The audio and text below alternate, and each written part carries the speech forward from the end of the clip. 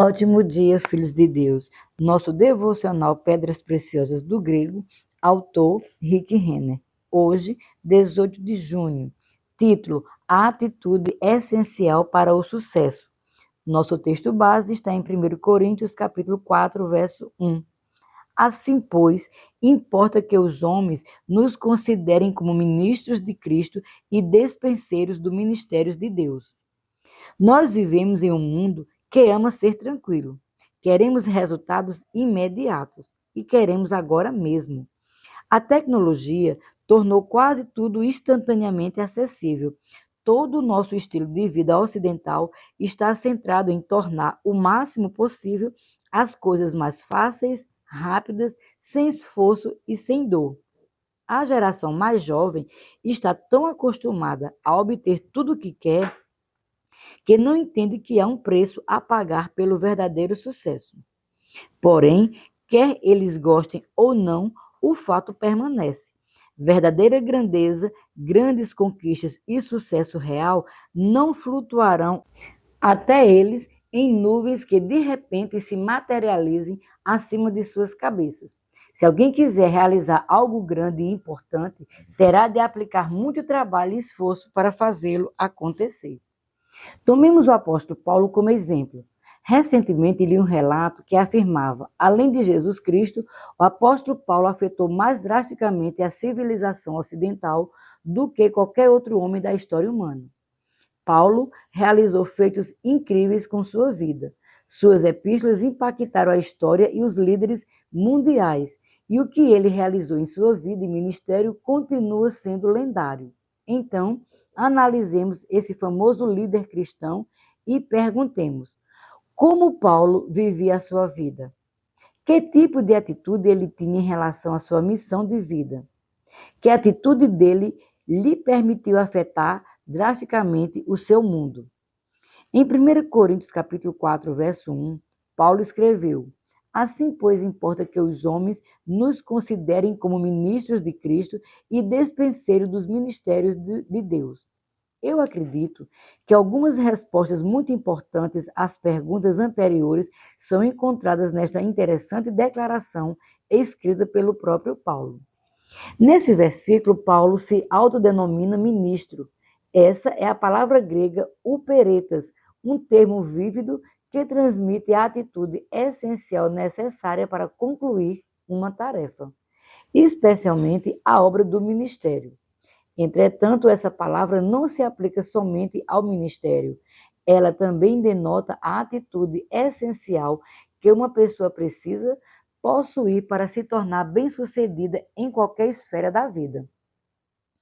Curiosamente, essa palavra operetas, aqui traduzida como ministros, era usada na sociedade grega clássica para descrever criminosos de baixa categoria. Na primeira vez em que eu estudei essa palavra grega, me pareceu muito estranho Paulo ter usado essa palavra para descrever a si mesmo e a sua atitude em relação ao ministério. Fiquei imaginando, por que Paulo usaria tal palavra? Ele está usando essa palavra como uma imagem para algum argumento? Após muito pesquisar no texto grego original, descobri exatamente por que Paulo usou essa palavra. Ele era um homem bem-sucedido que entendia o que era necessário para cumprir uma tarefa. E nenhuma palavra explica mais vividamente essa ética de trabalho do que a palavra grega operetas. Originalmente, essa palavra descrevia a mais baixa categoria de criminosos. Esses criminosos eram tão baixos, tão detestáveis e tão desprezíveis que eram marginalizados e afastados da sociedade. Frequentemente, eles eram designados para as galés inferiores de enormes navios cargueiros, onde literalmente se tornavam os motores daqueles enormes navios. E a rigorosa tarefa dada a esses criminosos também não era temporária. Eles eram sentenciados a viver o resto de suas vidas na escuridão abaixo do convés, remando incessantemente. Toda a sua existência era dedicada a manter aquele navio em seguindo para o seu destino final. Esses uperetas eram oficialmente denominados remadores inferiores, porque viviam e remavam no fundo do navio. Dia após dia, sua tarefa era mover aqueles enormes remos para frente e para trás, empurrando-os através da água para fazer o navio se mover pelo mar. Essa é a mesma palavra que o apóstolo Paulo usa para descrever a atitude necessária para fazer o que Deus nos chamou a fazer. Deus nos chamou a tomar o nosso lugar em seu plano, agarrar um remo, por assim dizer, e começar a servi-lo de alguma maneira prática. Nós devemos nos manter remando continuamente, fazendo a nossa parte e cumprindo o que ele nos pediu para fazermos. Algumas pessoas tendem a sentar-se e a assistir enquanto realizadores se esforçam para fazer o impossível. Porém, se você for engrossar as fileiras desses empreendedores, terá de fazer mais do que simplesmente sentar-se e falar sobre aquilo. Você precisará dizer sim ao que o Senhor está exortando você a fazer. E lembre-se de que esses uperetas que remavam o barco não terminavam rapidamente a sua tarefa de remar. Ela era a responsabilidade deles durante a vida toda.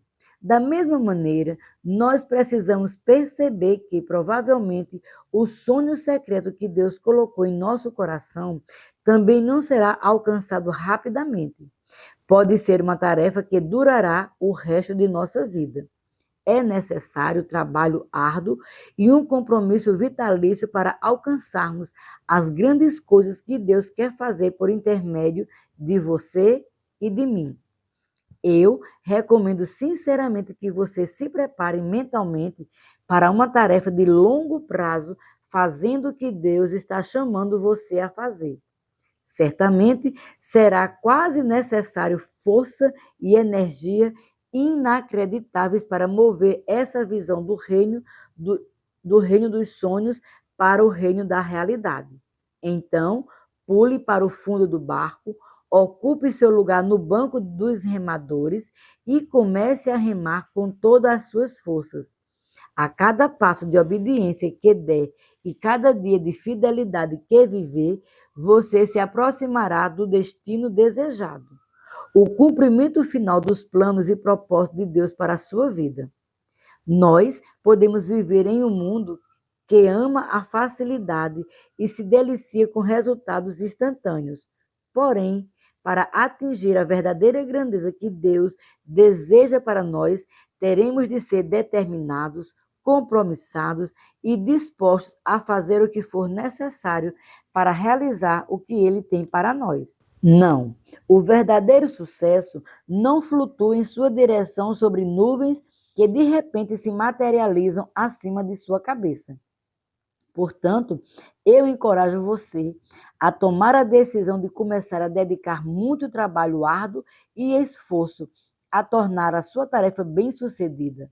Será necessário cada grama de sua força para fazer, para com que os seus sonhos se realizem. Por isso, você poderia muito bem resolver começar hoje. Minha oração para hoje. Senhor, hoje eu estou determinando em meu coração a saltar para o fundo do barco, pegar um remo e começar a remar com todas as minhas forças.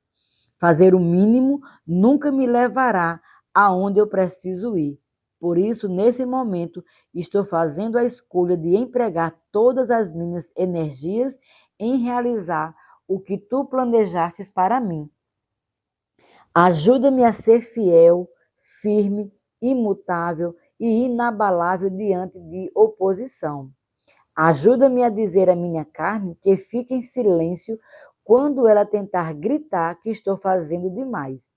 Eu escolho crucificar a carne e seguir em frente com toda a força que tu me dás.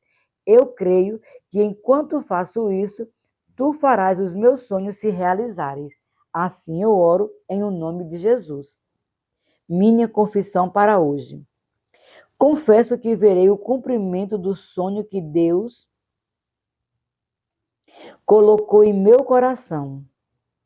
Sou empenhado, disposto a fazer o que for preciso e assumir um compromisso de longo prazo de realizar tudo o que Deus quer fazer por meu intermédio. Quase certamente, isso exigirá força e energia inacreditáveis para mover essa visão do reino, dos sonhos para o reino da realidade. Mas eu tudo posso por meio de Cristo,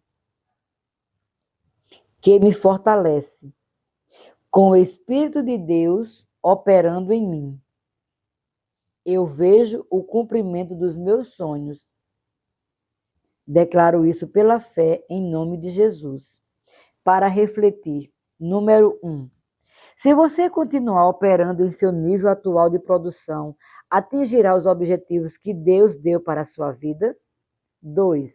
Seja honesto. O seu desejo de ter as coisas facilmente foi um obstáculo para você? O seu desejo de confortos para a criatura superou o seu desejo de atingir o seu objetivo, independentemente do preço que você precise pagar ou de quanto tempo demorará? 3. Se você continuar em seu ímpeto atual, afetará drasticamente seu mundo e ambiente, como o apóstolo Paulo afetou o dele? Em caso negativo, que mudanças você precisa fazer em seu pensamento para tornar-se um grande realizador? Sejamos abençoados na prática da palavra.